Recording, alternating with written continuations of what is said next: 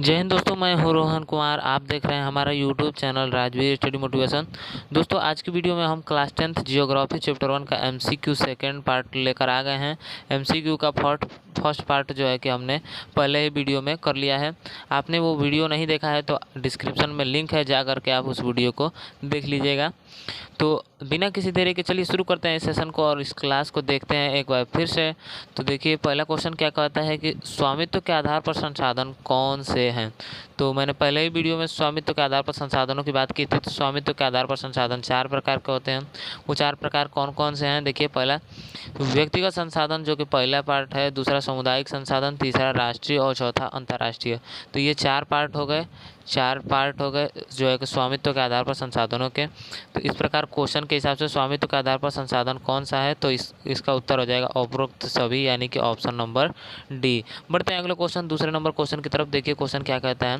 दूसरा number question कहता है कि विकास के आधार पर संसाधन कौन से हैं। तो मैंने तभी बताया था कि विकास के आधार पर संसाधन 4 प्रकार के होते हैं। देखिए, संभावी, विकसित, भंडार नहीं दिया है, संचित कोष। इसमें एक और जोड़ लीजिएगा एक और, जो है कि भंडार संसाधन। इस प्रकार इसके भी 4 पार्ट हो जाएंगे। जो एक विकास के आधार पर संसाधन भी 4 प्रकार के होते हैं, संभावी, विकसित, संचित कोष और भंडार। तो उपरोक्त सभी, यानी कि option number D is the correct answer. बढ़ते हैं अगले क्वेश्चन, तीसरे नंबर क्वेश्चन की तरफ। देखिए तीसरा क्वेश्चन क्या कह रहा है, निम्न में से जैव संसाधन कौन से हैं। तो जैव संसाधन मैंने परिभाषा बताई थी। जैव संसाधन वे संसाधन होते हैं जिनमें कभी न कभी जीवन पाया गया हो या जीवन जो है कि जीवन पाया गया हो या जीवन व्याप्त हो। तो जो है कि जैव संसाधन को देख लेते हैं कि जैव संसाधन किससे निर्मित है। तो देखिए, जैव संसाधन जो है उत्पत्ति के आधार पर संसाधनों में रखा जाता है, जिसमें 2 है जैव, पहला जैव, दूसरा अजैव संसाधन। तो जैव संसाधन जिनमें जीवन पाया जाता है, अजैव संसाधन जिनमें जीवन नहीं पाया जाता है। तो यहाँ जैव संसाधन के बारे में पूछ रहा है, तो जैव संसाधन कौन से हो जाएंगे। जैव संसाधन, मनुष्य जीवित है यानी उसमें जीवन है। मनुष्य एक प्रकार का संसाधन है, आपको ध्यान में रखना है। दूसरा प्राणी जाति, यानी कि जो है पशु पक्षी, जैसे घोड़ा हमारे कार्य आता है, घोड़े से हम जो है कि बैलगाड़ी का कार्य करते हैं। और भी जानवर है, कुत्ता हमारे कार्य करता है, जो है कि गाय जिससे हम दूध पीते हैं, और भैंस। इस प्रकार बहुत सारे प्राणी हैं जो हमारे कार्यों में आते हैं। तो प्राणी जाति भी एक संसाधन हो जाएगा। संसाधन की परिभाषा ये है कि जो मनुष्य की आवश्यकता को पूरी करता है उसे संसाधन कहते हैं। और तीसरा मत्स्य जीवन या पशुधन, मैंने बताया पशु में जीवन है। पशु से क्या होता है, पशुपालन से जो है कि दूध मिलता है, हमें दूध मिलता है। और देखिए, दूध के बाद क्या मिलता है, दूध मिलता है पहला नंबर। दूसरा क्या मिलता है, दूसरा मिलता है हमें कपास मिलता है, कपास। और भी बहुत सारी चीज़ें जो है कि सवारी के लिए उपयोग करते हैं जो पशुपालन करते हैं। तो गाय, भेड़, बकरी, मांस मिलता है हमें, मांस। बहुत सारे चीज़ें मिलते हैं। तो इस प्रकार मत्स्य जीवन, मत्स्य मतलब कि मछली होता है, तो मछली से हमें मांस मिलता है। तो उपरोक्त सभी, option number D is the correct answer. तो तीसरे नंबर क्वेश्चन का ऑप्शन डी सही उत्तर हो जाएगा। बढ़ते हैं अगले क्वेश्चन, चौथे नंबर के क्वेश्चन की तरफ। देखते हैं क्वेश्चन चौथा नंबर। तो देखिए चौथा नंबर क्वेश्चन क्या कहता है कि चौथा नंबर क्वेश्चन कह रहा है कि अजैव संसाधन कौन से हैं। अभी मैंने बताया कि उत्पत्ति के आधार पर संसाधन 2 प्रकार के, पहला जैव और दूसरा अजैव। तो अजैव संसाधन किन्हें कहेंगे, जिनमें जीवन नहीं पाया जाता है। तो चट्टानें जीवन नहीं पाया जाता है, धातुएं जो है कि जिनमें जीवन नहीं पाया जाता है, धातुएं भी उनमें जीवन नहीं पाया जाता है। तो क और ख दोनों इज द सही आंसर हो जाएगा चौथा नंबर का। तो चौथे का सही आंसर हो जाएगा सी इज द करेक्ट आंसर। बढ़ते हैं अगले क्वेश्चन, 5वें नंबर क्वेश्चन की तरफ। देखिए 5वां नंबर क्वेश्चन क्या कर रहा है, लौह अयस्क किस प्रकार का संसाधन है। यानी कि लौह अयस्क किस प्रकार का संसाधन है। नवीकरणीय, अनवीकरणीय, जैव संसाधन, उपरोक्त में से कोई नहीं। तो ये क्या हो जाएगा, नवीकरणीय संसाधन किन्हें कहते हैं, जिनका निर्माण दोबारा से हो जाता है। अनवीकरणीय संसाधन किन्हें कहते हैं, जिनका निर्माण दोबारा नहीं होता है। जैव संसाधन, जिनमें जीवन पाया जाता है, अभी बताया मैंने। तो इनमें से क्या हो जाएगा, जीवन तो है नहीं लोहे में, ये तो करेक्ट नहीं होगा। तीसरा उपरोक्त में से कोई नहीं, ये तो होने की बाद में लास्ट में देखा जाता है। पहले इन दोनों में से देख लेते हैं। तो जैव और अजैव में से आप कंफर्म कीजिए, नवीकरणीय और अनवीकरणीय संसाधन में से देखिए आप कौन सा होगा। तो नवीकरणीय संसाधन जिनका निर्माण दोबारा हो जाता है, तो लोहे का निर्माण दोबारा हो जाता है? नहीं होता है, बहुत समय लगता है, इसलिए B is the correct answer. Option B 5वें नंबर क्वेश्चन का सही हो जाएगा। बढ़ते हैं अगले क्वेश्चन 6ठे नंबर क्वेश्चन की तरफ। 6ठा नंबर क्वेश्चन क्या कहता है, देखिए 6ठा नंबर क्वेश्चन कहता है कि ज्वारीय ऊर्जा निम्न में से किस प्रकार का संसाधन है। ज्वारीय ऊर्जा जो है कि ज्वार भाटा आता है, ये मानवकृत संसाधन जो है कि संसाधन है। तो इसको आपको याद रखना है, क्योंकि ये क्वेश्चन बहुत कई बार पूछा जा चुका है पेपर में, अगले साल के यही पेपर में पूछा है, तो आपको ध्यान में रखना है। बढ़ते हैं अगले क्वेश्चन 7वें नंबर क्वेश्चन की तरफ। 7वां नंबर क्वेश्चन ये बहुत ही महत्वपूर्ण क्वेश्चन है, जो है कि बहुत कई सालों से लगातार ये क्वेश्चन रिपीट किया जा रहा है। तो क्वेश्चन क्या करें कि पंजाब में भूमि निम्नीकरण का मुख्य कारण क्या है। यानी कि पंजाब में भूमि खराब होने का, निम्नीकरण मतलब कि निम्न मतलब कि खराब होना, खराब होने का कारण क्या है।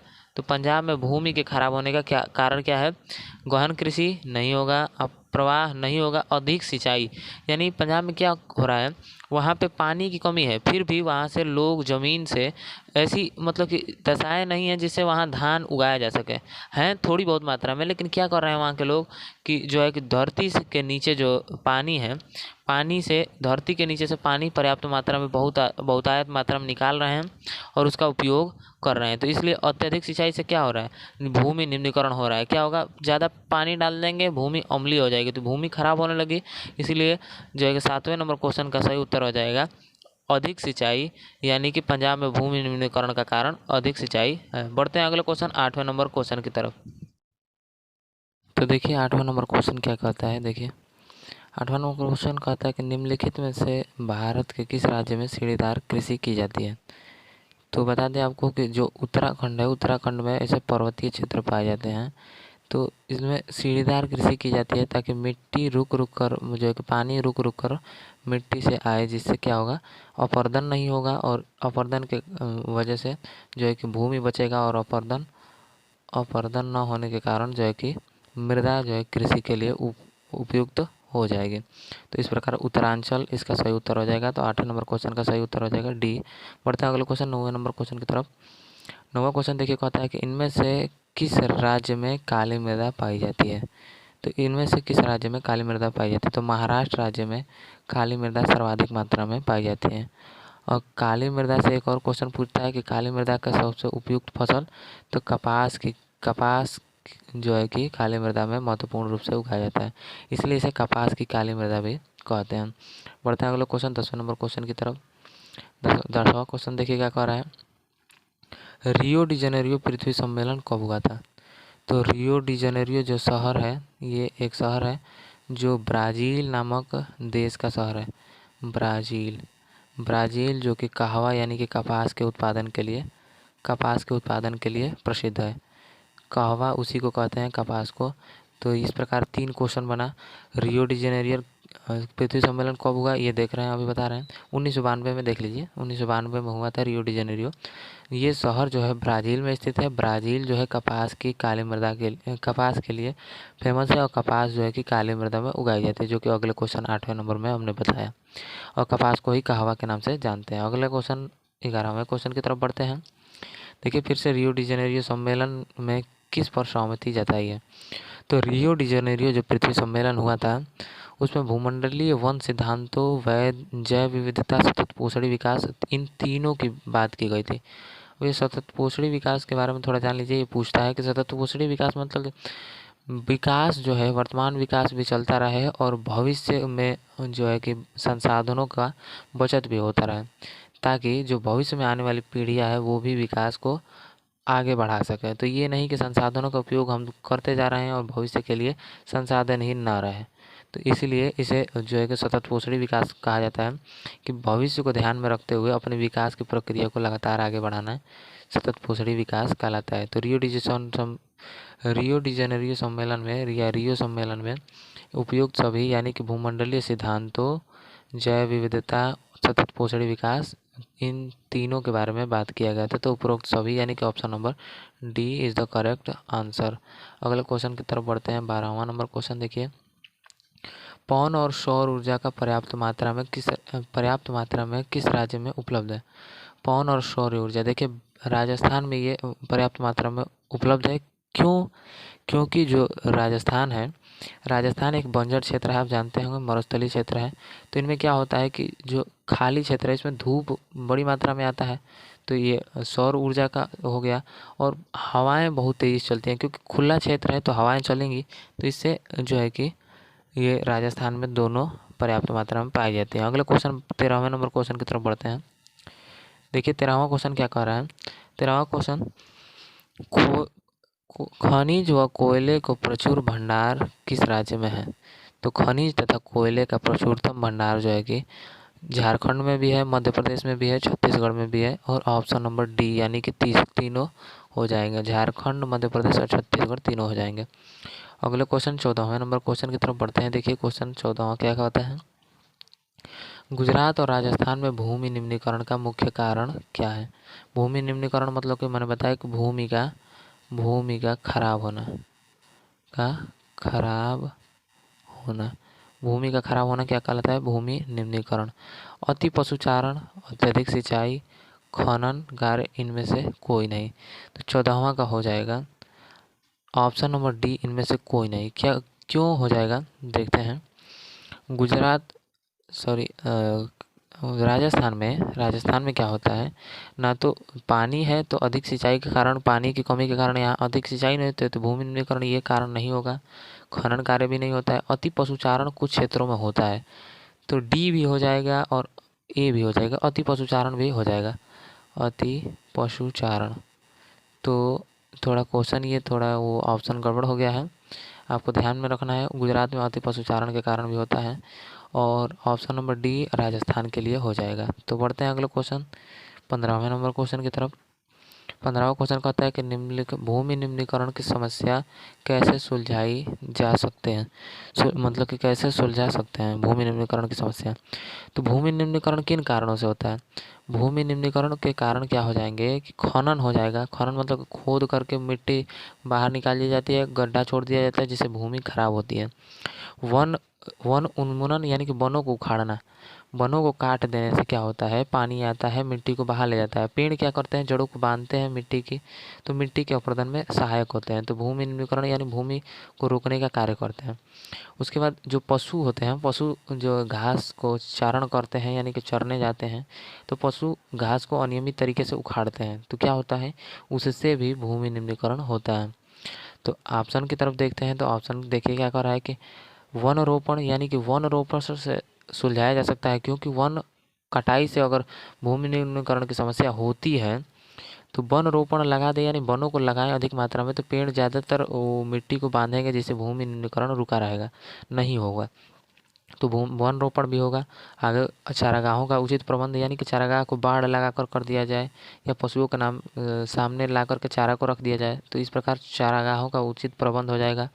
रेतीले टीलों पर कट्टेदार झाड़ियाँ लगाना, इससे क्या होगा, रेतीले टीलों पर जो रेत हो वायु के साथ उड़ जाती है, लेकिन रेतीले जो है कि काट लगा देने से कांटेदार झाड़ियाँ वो मिट्टी को बांध देगी, तो जिससे वो उड़ करके नहीं जाएगी, वो वायु को रोकेगी। तो इस प्रकार option number D is the correct answer. Option D का सही उत्तर हो जाएगा। एक बार फिर से देख लीजिए, वन रोपण भी हो जाएगा, चारागाहों का प्रबंध भी हो जाएगा, रेतीले टीलों का कट्टेदार झाड़ियाँ लगाकर भी हो जाएगा, और ये हो जाएगा उपरोक्त डी यानी कि उपरोक्त सभी, इसका सही उत्तर हो जाएगा। पढ़ते हैं अगले क्वेश्चन 6 नंबर क्वेश्चन की तरफ। मृदा कितने प्रकार की होती है? तो मृदा आपने पढ़ा होगा, आपने नहीं पढ़ा हो तो जान लीजिए। 6 प्रकार की मृदा होती है, 6 प्रकार की। वो कौन कौन सी होती है ज़रा एक बार देख लेते हैं। जैसे जलोढ़ हो जाएगी, जलोढ़ के बाद लेटराइट, लाल या पीली मृदा, मरुस्थलीय मृदा, पर्वतीय मृदा। कितनी हो गया, 3 4 5। एक बार फिर जलोढ़, लेटराइट, लाल या पीली मृदा, मरुस्थलीय मृदा, पर्वतीय मृदा और एक काली मृदा। तो ये 6 प्रकार हो जाएंगे। मृदा के कितने प्रकार हैं? 6 प्रकार हैं। बढ़ते हैं अगला क्वेश्चन 17 नंबर क्वेश्चन की तरफ। सीढ़ीदार खेती किस प्रांत में होती है? तो सीढ़ीदार खेती अभी मैंने बताया उत्तराखंड में, उत्तरांचल भी कहा जाता है, उत्तरांचल। तो इसका सही उत्तर हो जाएगा ऑप्शन नंबर बी, उत्तराखंड में। पढ़ते हैं अगले क्वेश्चन 18 नंबर क्वेश्चन की तरफ। 18 नंबर क्वेश्चन देखिए क्या कर रहा था, कहता है कि लाल और पीली मृदा भारत के किन राज्यों में पाई जाती है। लाल और पीली मृदा भारत के किन राज्यों में पाई जाती है। तो जो लाल और पीली मृदा है उड़ीसा में पाई जाती है, छत्तीसगढ़ में भी पाई जाती है। पश्चिमी घाट किसे कहेंगे। उड़ीसा आप छत्तीसगढ़ मैप में आप देख लीजिएगा। पश्चिमी घाट को थोड़ा बता देते हैं। ये भारत का मैप है मान लीजिए, ऐसे ही भारत का दक्षिणी क्षेत्र है। तो ये क्या है, ये पूरब साइड है, ये दक्षिण है तो इधर पूरब होगा, इधर पश्चिम होगा और इधर उत्तर होगा। तो इस प्रकार ये पश्चिम क्षेत्र है, तो पश्चिम का जो साइड का एरिया है यहाँ पर्वत कुछ निर्माण है और जो है कि समुद्र के पास होने के कारण इधर जो है कि भूमि उपजाऊ प्रकार की पाई जाती है। तो पश्चिमी घाट के जो पास का क्षेत्र है इधर लाल या पीली मृदा पाई जाती है। तो आपको मैपिंग करना आएगा। तो मैपिंग छत्तीसगढ़ कुछ इस क्षेत्रों में है, उड़ीसा भी कुछ इस क्षेत्रों में इसी के आसपास में है। तो ऐसे ही मैप में एकदम करेक्ट नहीं दिखाना है आपको। मैप भी जब भी भरने आएगा इस तरह करके ऐसे कलर कर दीजिए, ऐसे कलर कर दीजिए, दिखा दीजिए कि ये हमारा किस क्वेश्चन के बारे में हम कह रहे हैं। आगे बढ़ते हैं। तो इसका उपरोक्त सभी इसका सही उत्तर हो जाएगा, देख लीजिएगा। 18 नंबर क्वेश्चन, लाल या पीली मृदा भारत के किन राज्यों में पाई जाती है, तो उपरोक्त सभी। बढ़ते हैं अगला क्वेश्चन 19 नंबर क्वेश्चन की तरफ। 19 नंबर क्वेश्चन देखिए कह रहा है कि जलोढ़ मृदा कितने प्रकार की होती है। जलोढ़ मृदा 2 प्रकार की होती है, बांगर खादर। तो देखिए इनमें थोड़ा डिफरेंट देख लेते हैं। बांगर और खादर के बारे में पूछता है बार बार, तो देख लेते हैं इनमें अंतर क्या है। तो ये जलोढ़ मृदा 2 प्रकार की होती है, बांगर और खादर। तो ये बांगर मृदा पुरानी जलोढ़ मृदा जो है, पुरानी जलोढ़ मृदा को बांगर कहते हैं, बांगर। वहीं खादर किसे कहते हैं, नई जलोढ़ मृदा को खादर कहते हैं। आपको याद रखना है बांगर और खादर इसके 2 पार्ट हो जाएंगे जलोढ़ मृदा के। तो इस प्रकार हो गए। तो ये अगले क्वेश्चन 20 नंबर क्वेश्चन की तरफ बढ़ते हैं। तो 20 नंबर क्वेश्चन कहता है कि खादर किसे कहते हैं। तो अभी मैंने बताया कि नई जलोढ़ मृदा को खादर, पुरानी जलोढ़ मृदा को बांगर कहते हैं, बांगर। तो आपको ध्यान रखना है कि जलोढ़ मृदा 2 प्रकार की, बांगर और दूसरा खादर। खादर नई जलोढ़, बांगर पुरानी जलोढ़। इसको किस तरफ याद रखना है, देखिए ये ख है तो क, ख और ग ऐसे लिखेंगे। तो नए तरफ जो ख है पहले लिखा जाता है, तो पहले नई हो जाएगी, उसके बाद पुरानी हो जाएगी। ब बाद में आता है, क ख ग ऐसे लिखते हैं हम, तो ब बाद में आता है। थोड़ा ट्रिक से समझने की कोशिश कीजिएगा, नहीं समझ में आता है तो आप अपने तरफ से बना लीजिएगा। जैसे क लिखेंगे फिर ख लिखेंगे, तो पहले हमने ख लिखा तो हमने कहा कि नई है, ये ख नई है। ब बाद में आएगा, तो इस प्रकार ब पुराना हो जाएगा। तो पुरानी जलोढ़ मृदा को बांगर कहेंगे, नई जलोढ़ मृदा को खादर कहेंगे। तो इसका सही उत्तर हो जाएगा नई जलोढ़ मृदा को खादर कहते हैं। B is the correct answer 20 number question के। दोस्तों आज के वीडियो में बस इतना ही। और दोस्तों अगर वीडियो अच्छा लगा हो तो लाइक करें, दोस्तों के साथ शेयर करें और चैनल को सब्सक्राइब कर लें, ताकि हम ऐसे ही वीडियो आप तक पहुंचा सकें और आप बोर्ड एग्ज़ाम में अच्छे अंक प्राप्त कर सकें। अगले वीडियो में हम जो है कि चैप्टर 2 का MCQs लेकर आएंगे। आप हमारे चैनल को सब्सक्राइब कर लीजिएगा, ताकि वो दूसरे चैप्टर के MCQ का जो नोटिफिकेशन है आप तक सबसे पहले पहुंच जाए। मिलते हैं किसी अगले वीडियो में, तब तक के लिए जय हिंद।